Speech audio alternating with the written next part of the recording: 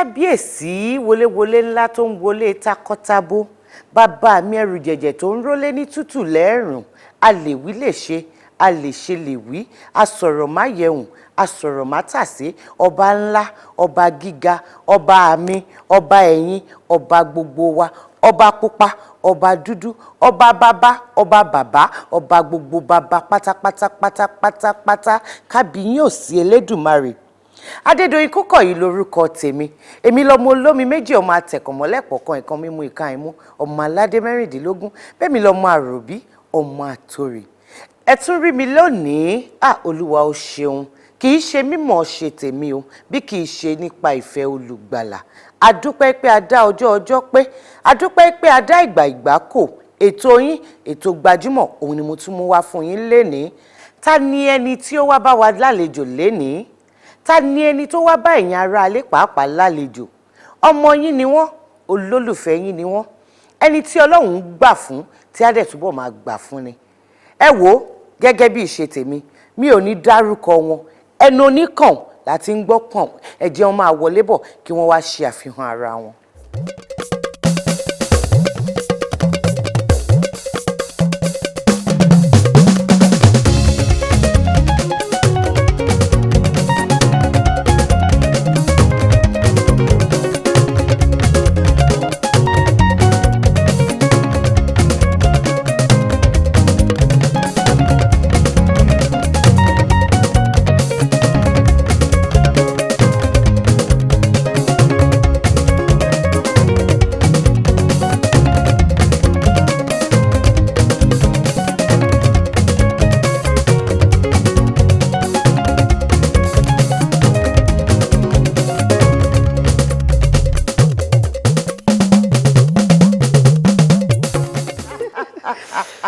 Ọwọ́ ẹjọ́ tẹ gbé ní gẹ́ngẹ́gẹ́ngẹ́ yìí kò wá ga jù báyìí.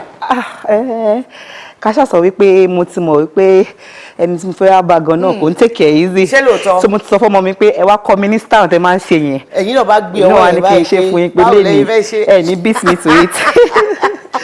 Ẹ káàbọ̀ sí orí ètò Gbajúmọ̀. Ẹ ṣé. Inú mi dùn láti gbà yín lálejò lénìí. Ẹ kí àwọn olólùfẹ́ yín tí wọ́n ń wò wá lọ́wọ́lọ́wọ́ tí wọ́n ń gbọ́ wá pàápàá nílé báyìí. Mo kí gbogbo ẹ̀yin aráalé o gbogbo ẹ̀yin tẹ́ ẹ̀ nífẹ̀ẹ́ wa o Ọlọ́run àtúbọ̀ máa nífẹ̀ẹ́ yín náà ẹ ṣé àdúpẹ́ ẹ kú gbogbo ìgbà wa ẹ ṣé gan ni. Fún àǹfààní àwọn tí wọn ò mọ̀ yín àbí àwọn tí wọ́n mọ orúkọ yín ní orúkọ míì kí ni orúkọ yín? Orúkọ tèmi ni Kemi Afolabi aya Adéṣípẹ̀. Kemi Afolabi aya Adéṣípẹ̀. Bẹ́ẹ̀ni. Ọmọ ìlú wo ni àǹtí Kemi? Ogun State. Apá abo. Ìjẹ̀bú Ayépé to be precise. Ẹ wá gbọ́dọ̀ sọ fún mi pé ẹ gbọ́ èdè. Èkó ló bí mi sí. Èkó ni mo dàgbà sí. Ẹ wá kí n lọlé. Mi ò ń lọlé but mo ní ìyá bàbá kan tó jẹ́ wípé mo ní àǹfààní láti bá wọn lò papọ̀ fún iye ìgbà ọdún kan so tó bá ti fẹ́ bá a sọ̀rọ̀ èdè Ìjẹ̀bú ló máa ń sọ. Ó dá kí àwọn olólùfẹ́ yín lédè Ìjẹ̀bú. Iṣẹ́ ńlá lébi fún mi yóò ẹ̀wẹ̀ so dédé ẹ̀yin ará lé o. Kí wá ló tún ju bẹ́ẹ̀ lọ ẹ̀wẹ̀ so dédé ẹ̀yin ará Ìjẹ̀bú. ṣé báyìí sọ ni. Kò gbọ́dọ̀ tún dánmọ́rán ju bẹ́ẹ̀ lọ. Ó dà kọ́ máa tún lọ béèrè mi mọ̀ pé ìbẹ̀rẹ̀ máa gbàyọ sí mi. Gbogbo ọ̀nà lèmi máa ń gbàyọ gbogbo ọ̀nà ni. Àǹtí Kẹ́mi òṣèré tíátà òun la mọ̀ yín sí. Mo mọ̀ wípé àwọn olólùfẹ́ yín nílé wọ́n á fẹ́ mọ bí kékeré yín bó ṣe lọ àwọn iléèwé wo lẹ lọ kí lẹ kà ní àwọn iléèwé tẹ lọ yìí. Primary school mi mo lọ sí Túnwàṣẹ nursery and primary school ìyẹn ní Adeniyi Jones. From there mo lọ sí A to Z international school Ajawa Estate ní Ìsọlọ̀. Ìyẹn nílùú Èkó. Bẹ́ẹ̀ni nílùú Èkó náà ni. Then mo tún retake àwọn papers kan ní Our Lady of Apostles ní Yaba kí n tó wá máa lọ sí University of Lagos èmi tí mo ti read law. Law. Bẹ́ẹ̀ni. Àwọn agbẹjọ́rò. Yes. Àwọn agbẹjọ́rò ni wọ́n pè bẹ́ẹ̀. Agbẹjọ́rò ni bọ̀ mi ò bá tèmi débi pé kí n practice. Ẹ dẹ̀ parí. Lágbára Ọlọ́run. Báwo wá ní ìrìn àjò tíátà kí ló kan agbẹjọ́rò àti iṣẹ́ tíátà? Mi ò mọ̀ bí mo mọ̀ the precise year nísìn but a ti máa tó nǹkan bí 10 almost a decade now if I calculate right.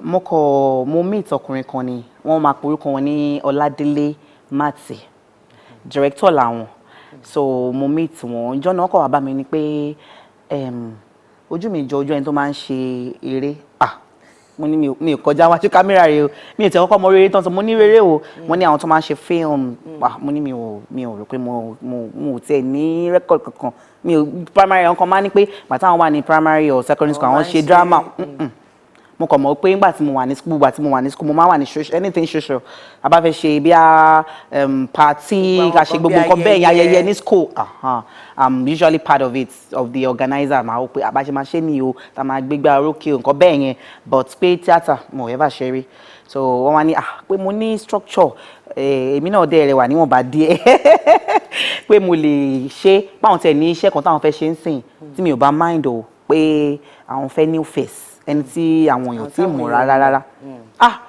mo ní irú eré wo ni wọ́n ní Yorùbá èmi ò gbọ́ Yorùbá bẹ́ẹ̀ yẹn lọ títí o yàtọ̀ sí Yorùbá Èkó tá à ń sọ lẹ́nu pé tí má fẹ́ ṣe fíìmù gan mi ìfẹ́ Yorùbá fíìmù jọ ẹ jẹ́ ká ṣe tẹ́ pé English film lẹ́yìn sọ́nsìn ni à ṣe ìná wọ́n wá ní anyway a ṣáà exchange contact so bí bó ṣe di pé mo ṣàdélé mo sọ fáwọn òbí mi pé ẹni báyìí máa ní kí wọ́n á ṣe kíní báyìí wọ́n ní kò sí problem kò tí ì ríṣẹ́ ẹ ṣáà ti ṣe tán ní school nǹkan bẹ́ẹ̀ yẹn pé ó yá o lè give and try and all that ṣé máa sanwó mo ní mi ìrántí béèrè yẹn o so bó ṣe di wípé ó dòun nìyẹn so wọ́n ṣáà tún pè mí again mo script yẹn wà mo rántí the first script yẹn mi tẹ̀lé pronounce title rẹ̀ wọ́n ṣáà kọ́ mi wọ́n ní ó dà pé àwọn ẹni yẹn dẹ́jẹ́ tó máa ń kọ Yorùbá ìjìnlẹ̀ gan Délé Mati ó máa ń kọ Yorùbá ìjìnlẹ̀ gbogbo iṣẹ́ kẹrì ó máa wà scripted properly so wọ́n ṣáà take me through the lessons and all that and by the special grace of God that was Alágbára the first major movie tí mo ṣe nìyẹn and I took the lead in it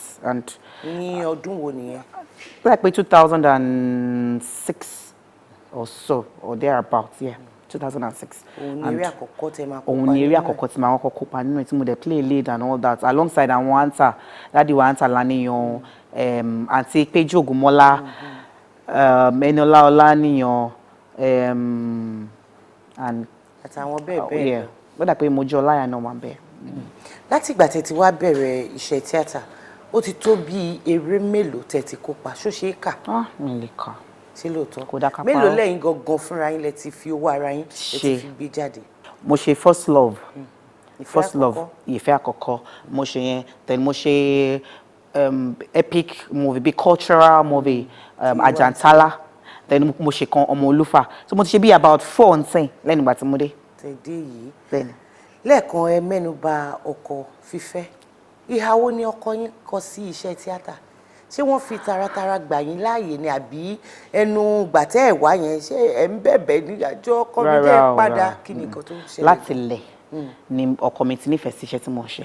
ṣó ní tíátà làwọn náà. kò ṣó ní tíátà àtìlẹ̀ ló ti nífẹ̀ẹ́ sí iṣẹ́ tí mo ń ṣe ó dẹ̀ support me ó dẹ̀ fún mi ní liberty which tèmi náà máa ń try láti jẹ́ wípé mi ò overstretch ẹ̀ ṣe mọ̀ pé ó support everything tí mo bá ń ṣe so gbogbo àti mo take break ẹ̀ kò jẹ́ pé mò ń bẹ̀rẹ̀ pé jọ jẹ́ kí n padà náà ẹ mọ̀ èèyàn tẹ́ bá marry èèyàn bímọ along the line ṣe mọ̀ èèyàn wà tún wọ́n mọ èdè ibì kan kó tó di pé o ti bẹ̀rẹ̀ iṣẹ́ and all that so nǹkan tó ṣẹlẹ̀ nìyẹn. Gbajúmọ̀ òun lètò ètò ní Gbajúmọ̀. Àǹtí Kẹ́mi lórí ètò yìí abala oríṣiríṣi la ní abala tí a fẹ́ wọ̀ yìí tẹ̀yin àtàwọn olólùfẹ́ yín ni. bẹ́ẹ̀ ni ibẹ̀ ni wọ́n ti ní àǹfààní àti béèrè àwọn ìbéèrè tó bá fẹ́ bi yín yálà nípa aṣẹ́ yín àbí nípa ara yín àwọn kan wà wọ́n fẹ́ kí yín bẹ̀ àǹfààní yóò wá ní yọ pé ká fi gbogbo ẹ̀ hàn àákàn mú díẹ̀ kẹ́ bá lè gbọ́ kẹ́ dẹ̀ lè dá wọn lóhùn abala yìí òun là ń pè ní ojú abẹ ṣé ó yá ká sojú abẹ ń kó ẹ jẹ́ àsojú abẹ ń kó. orúkọ mi ni Mrs. Yéjídé Kẹ́hìndé àmọ́ ń sọ̀rọ̀ láti ìlú Èkó. Kemi Afolabi fẹ́ sọ̀rọ̀ pa wọn a máa ń gbádùn wọn gan ní gbogbo àwọn fíìmù tó máa ń ṣe a gbọ́ pé wọn ò gbé Nàìjíríà mọ́ ṣé pátápátá ni àbí fúngbà díẹ̀. ẹ gbọ́ ṣé òkè òkun dẹ̀ ní ilé wà báyìí nísìn.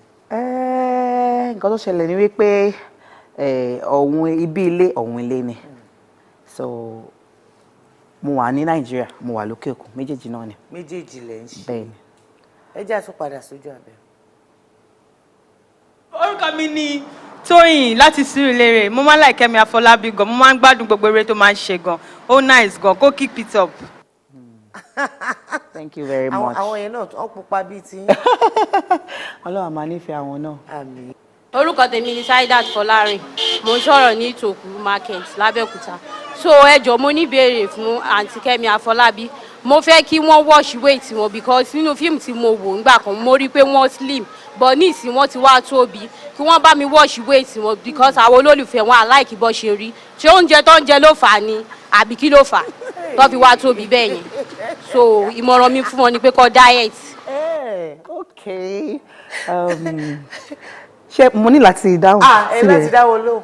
Well, inú mi dùn wípé wọ́n nífẹ̀ẹ́ mi náà ni because ẹni tó bá nífẹ̀ẹ́ èèyàn ló máa mọ̀ tí èèyàn bá ṣẹ́jú ló fi notice pé actually I used to be a very slim person but ṣe mọ̀gbà tí wọ́n bẹ̀rẹ̀ sí í ṣe abiyamọ èèyàn hard weight but well wọ́n ní ká diet ó dà I try láti diet. Ẹ̀yin olólùfẹ́ Aunty Kemi ṣé ẹ̀yin ní ìbéèrè tẹ́ fẹ́ bi wọ́n nípa iṣẹ́ wọn àbí nípa ara wọn ni? Tẹ́ bá rí nọ́mbà àti àdírẹ́sì tó hàn lọ́wọ́lọ́wọ́ báyìí ní ojú amóhùnmáwòrán yín ẹ̀yin ẹ ṣáà máa fi àwọn ìbéèrè yìí ẹ máa fi ránṣẹ́.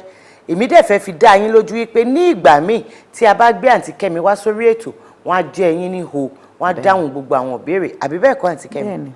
Gbajúmọ̀ òun lètò ètò ní Gbajúmọ̀. Orúkọ mi ni Ọlásùnkànmí Bọ́láńlé. Ẹ máa Gbajúmọ̀ pẹ̀lú Doyin Kúkọ̀yí. Aunty Kemi, abala kan la kọjá yẹn a dúpẹ́ lọ́wọ́ Ọlọ́run pé àwẹ̀ já. Olúwa ṣeun. Abala míì la tún wá fẹ́ bọ́ sí báyìí nísìn. Kí ló dé? Ṣé o ṣe ti questions yẹn? Gbọ́ Yorùbá ni. Ẹ gbọ́ Nàgólèmí àti ti ń sọ látẹ̀kọ́. Yorùbá kú lásán ni mo gbọ́. Ṣé gbogbo àwọn Yorùbá ìjìnlẹ̀ mo máa ń torí ẹ̀ mo ṣe máa ń sọ pé ẹ fún mi ní script mi o ẹ jẹ́ kí n ti kàkà tó dórí iṣẹ́ kí n ti mọ̀ dáa èyí tí màá mọ̀ kí n lè pẹ́ tó kọ́ pé kí lẹ̀ ń ṣe láti sọ bẹ́ẹ̀ yẹn tó bá explain ẹ̀ fún mi màá ṣe wà lè understand.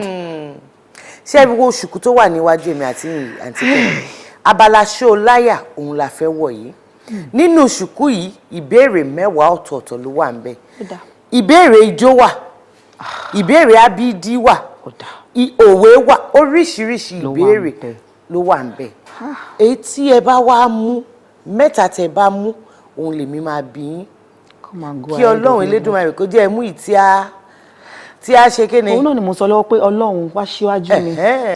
abala ṣó láyà òun lèmi àti yín la wà báyìí òun ni mò ń jì sọ́tún ni mò ń jì sósì kẹ́ bá lè mọ̀ pé kò sí òjòrò Aunty Kemi ẹ mú ìbéèrè 3.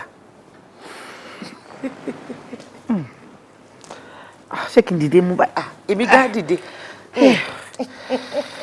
Ení ó di 2 3 ẹ̀yin lẹ́mú kì í ṣe mi o. Ó ti yé mi. Ẹ ṣe ẹ bá ń kó.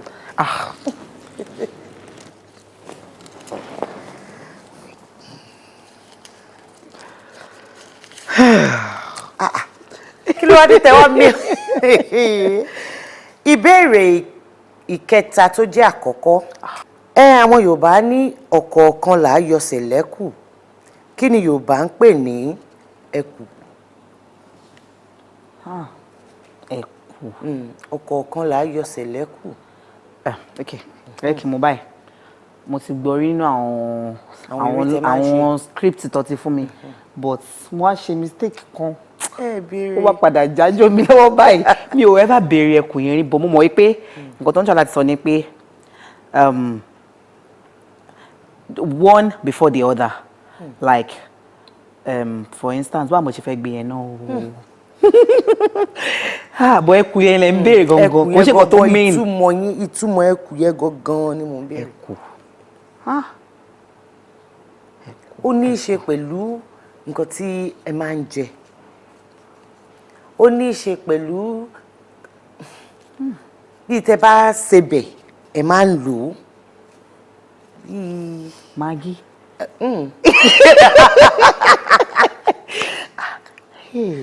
Ẹkù. Ata. Èdè help me.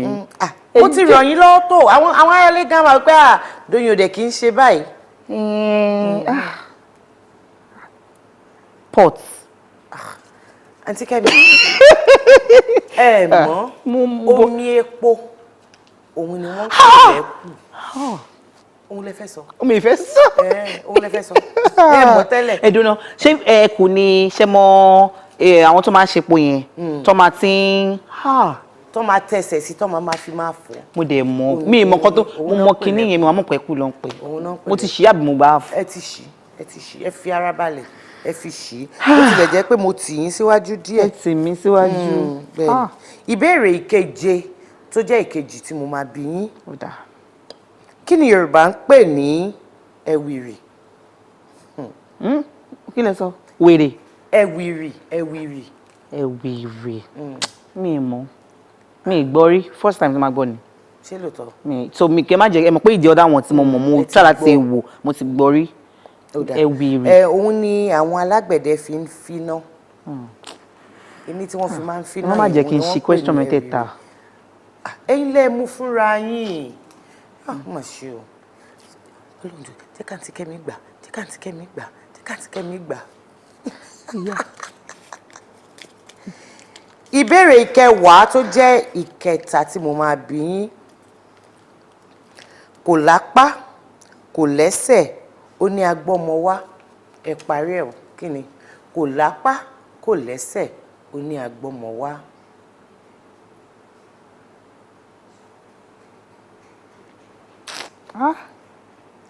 Kò tí ò lápá tí ò lẹ́sẹ̀ tó ní agbọ́mọ wá. Kí ni?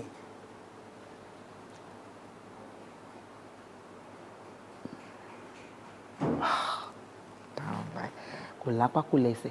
Ó ní agbọ́mọ wá. Kí ló ń pe Yorùbá ibi tí cradle? Kí ni Yorùbá ẹ̀? Ẹ sọ.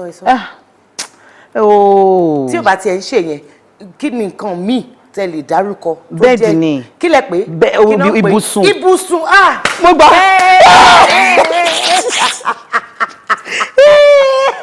Ṣé pé mo ní ṣí? Mo ti rò pé máa ṣí mẹ́tẹ̀ẹ̀ta ni. Tí mo sọ fún yín. Àdúrà tí ń bá yín gbà sílẹ̀ ní ṣe. Ẹ ṣé kú fẹ́ mi. Ẹ ṣé gan ni. At least mo gbẹ ẹ̀kan. Mo ti wò nígbà tẹ́ ń pè mí. Mo ní máa kọ embarrass ara mi. Kí ló dé tó jẹ́ bíbá igan ni máa ń ba ọ̀pọ̀lọpọ̀ àwọn èèyàn lẹ́rù? Èmi mi ti sọ àṣírí ara mi fún yín. Mo really mọ ìjìnlẹ̀ Yorùbá ní problem mi. Ṣé wá rí nǹkan tó ṣẹlẹ̀ Àǹtí Kẹ́mi òun ni pé ìdí tá a fi gbé abala yìí kalẹ̀. A fẹ́ máa fi dára wa lẹ́kọ̀ọ́ nípa èdè, ìṣe àti àṣàlẹ̀ Yorùbá. At least mo ti lẹ́yìn ní bíbá ilé ní mo ti mọ̀ tún mọ ẹ̀kọ́. Èsìrí àbí kí lẹ pè é náà? Èsìrí. Ẹkùn.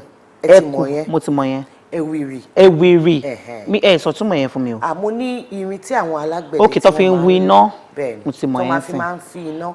Òun ni ẹ̀wìrì. At least mo learn thanks. Olúwa ṣeun. Ìdí ẹ̀ lẹ́ẹ̀kan sí òun ni pé a fẹ́ kí èdè wa àti àṣà wa kó parí. Ọmọ ní èmi àti láti ń bí yìí. Bẹ́ẹ̀ni. Nǹkan tá a bá dẹ̀ fi lé wọn lọ́wọ́ òun ló máa bá wọn. Gbajúmọ̀ òun lètò. Ètò ni Gbajúmọ̀. Àǹtí Kẹ́mi. Abala tá a fẹ́ fi parí ètò lénìí òun ló máa ń dùn mọ́ èmi nínú jù. Abala ijó ni. Gbajúmọ̀ ń jó. Ṣé àmọ́ pé lẹ́ẹ̀kan tí mú ọwọ́ yẹn ní gẹ̀ǹgẹ̀ báyìí tí mo ṣe máa jó sí mo rò pé gbà yẹn. A láti jó sí kékeré la ṣe lẹ́ẹ̀kan yẹn. Ijó yẹn gangan la wá fẹ́ jó ní ìsìn. Ẹ sọ fún mi pé ẹ̀ẹ̀mejì ni ijó ẹyọ kan ni mo lẹ́yìn. Ẹ̀ẹ̀mejì ni. Ẹ wo ẹ bá ń gbóhùn sókè lọ́hùn.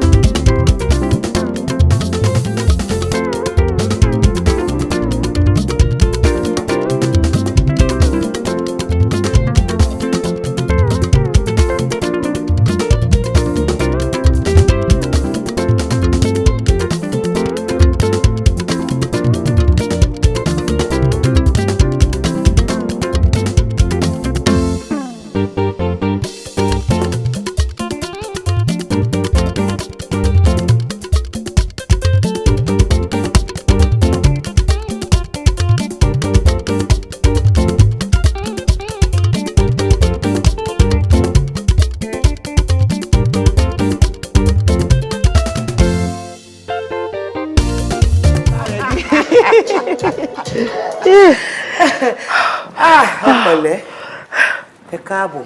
àfi bẹ́ẹ̀ ṣe fún wa lómi. tálẹ́ni tó lóríṣiríṣi báwo lẹ ṣe fẹ́ sí orin tèmi àti yín jó sí yẹn jọ tálẹ́ni tó kọ́. mi ò tiẹ̀ fetí sílẹ̀ ijó ni mo kàn ń wá bí mo ṣe máa là yín ṣé hip hop ni. bẹ́ẹ̀ni. mi ò mọ̀. ìgbà tẹ́ ìtẹ̀lẹ̀ wa mọ ẹni tó kọ́ bá lẹ ṣe fẹ́ máa kọ́lé àwọn. mi ò mọ̀. orúkọ olórin yẹn òun ni Shantizo. òun ni wọ́n pè ní ìrìn àjò. mo jẹ́ láìkì bọ̀bọ̀ náà. ìrìn àjò ni wọ́n pè the journey. Àǹtí Kẹ́mi kò wọ̀n mí kí ẹ máa lọ ẹ wò fàájì tàtijọ́ ní látẹ̀ẹ̀kan ṣe ló dàbí ẹni pé kì í ṣàfihàn lẹ́nu àmọ́ wọ́n ti ń pè mí nílé agodo lọ́hùn pé ilé ti tó lọ ẹ wá ní lọ bẹ́ẹ̀ ọlọ́run ò ní jẹ́ a lọ bẹ́ẹ̀ láti ilé iṣẹ́ tí wọ́n ṣe agbátẹrù ètò Gbajúmọ̀ ìyẹn April Ventures Limited wọ́n ní ká fún yín lẹ́bùn nínú bíbá yìí ẹ̀bùn wà láti ilé iṣẹ́ Mofals Textiles àwọn náà wọ́n ní ká fún yín ní ẹ̀bùn Mojola Olúwa stores wọ́n ní ká fún yín ní ẹ̀bùn Alájà Shine Dúpẹ́ cosmetics tí gbogbo wa mọ̀. That's my mommy. àwọn náà wọ́n ní pé ká fún yín ní ẹ̀bùn kí lẹ́ni sọ fún wọn. ẹ ṣé mo dúpẹ́ o first of all màá bẹ̀rẹ̀ láti orí April Ventures ẹ ṣé tẹ kà mí yẹ fún ẹni tí ó yẹ kí ẹ gbé wá sí orí eré yín ẹ ṣé àdúpẹ́ o àtúbọ̀ máa rí yín ètò ìyá dẹ̀ túbọ̀ máa gbòòrò sí i a máa lọ sókè Ọlọ́run àtúbọ̀ máa gbọ́ àdúrà wa then to àwọn tó fún wa ní gift wọ́n ṣe ilé iṣẹ́ wọn ò ní jóná láéláé àtúbọ̀ máa lọ sókè sí ni and to my special mom Alájà Shine inú mi dùn torí pé ìyá dáadáa ni wọ́n dẹ̀ ti wà pẹ̀lú àwọn òṣèré tipẹ́tipẹ́ tó ti ń tì wá lẹ́yìn and all that Ọlọ́run àtúbọ̀ máa tì wọ́n lẹ́yìn gbogbo ibi táwọn ọmọ náà bá wà wọ́n máa rí aláàánú wọ́n ṣe gan-an. kí lẹ wá ní sọ fáwọn olólùfẹ́ yín nílé. sí gbogbo àwọn olólùfẹ́ mi gbogbo ẹ̀yin mọ́mì mi ẹ̀yin dáàdì mi ẹ̀yin uncles mi ẹ̀yin aunties mi ẹ̀yin ẹ̀gbọ́n mi ẹ̀yin àbúrò mi gbogbo ẹ̀yin olólùfẹ́ Kẹ́mi Afolabi brand pátápátá ẹ ṣé mo dúpẹ́ ẹ kú ìfẹ́ o yàtọ̀ sí ìfẹ́ tí Ọlọ́run tún ní sí wa ìfẹ́ ẹ̀yin èèyàn òun náà ni ó ṣe kókó torí ẹ̀yin lẹ ń fún wa ní inspiration àti fẹ́ ṣe sí torí gbogbo ìfẹ́ ìwé tẹ̀ ń kọ sí wa bẹ́ ṣe ń ping wa tẹ̀ ń send message lórí Facebook Instagram Twitter and what have you ẹ ṣé gan ẹ kú ìfẹ́ gbogbo àti bá dẹ̀ tó ń bú wa náà a mọ̀ wípé ìfẹ́ wa náà lẹ tún ní ẹ ti ẹ̀ notice wa ká dúpẹ́ lọ́wọ́ ẹni tó ríyàn tó tiẹ̀ mọ́jú ọ̀pọ̀ èèyàn ní o tiẹ̀ wo ibi tíyàn wà so a dúpẹ́ náà a mọ̀ pé ìjà ìfẹ́ náà ni tó bá dìgbà yẹn náà so ẹ ṣé gan gbogbo ibi tẹ̀dẹ̀ tí ń mú owó tí ẹ fi ń ra àwọn films wa ẹ má ra pirated copies o ẹ jọ̀ọ́ nítorí Ọlọ́run torí iṣẹ́ mọ̀ wípé kò yẹ ká máa ṣiṣẹ́ bí irin ká máa jẹjẹ ìlérí kódà ẹ jọ̀ọ́ nítorí Ọlọ́run ẹ bá máa ra original copies torí wọ́n affect wa gan in so many bad ways but ẹ ṣé àdúpẹ́ ẹ kú ìfẹ́ wa Ọlọ́run máa nífẹ̀ẹ́ iná lọ́pọ̀lọpọ̀ ẹ ṣé gan ni. ibi tí àǹtí Kẹ́mi tí wọ́n bá dé yẹn ibẹ̀ lèmi gan ti wá fẹ́ ṣe ìdágbére tèmi lénìí ìfẹ́ ṣe kókó ìfẹ́ ṣe pàtàkì ẹ jẹ́ ká nífẹ̀ẹ́ ara wa ṣe mọ̀ pé ìfẹ́ òun là kọjá òfin kí Ọlọ́run kí ó ṣàánú fún wa Ọlọ́run ọba ó nífẹ̀ẹ́ wa ẹ jẹ́ káwa náà nífẹ̀ẹ́ ọmọlàkejì wa tí ó bá ní ìrànlọ́wọ́ kékeré tí a lè ṣe fún wọn ẹ jẹ́ ká ṣe Ọlọ́run ọba òun lọ́ba ẹlẹ́san Adédoyin Kúkọ̀yí ni ó ń fẹ́ máa dágbére fún yín báyìí pé ayọ̀ ìdùnnú àti àlàáfíà tí mo fẹ́ fi yín sí òun náà ni màá bá yín àdélébáre àrìnàkórè àkóyá ibi láyọ̀.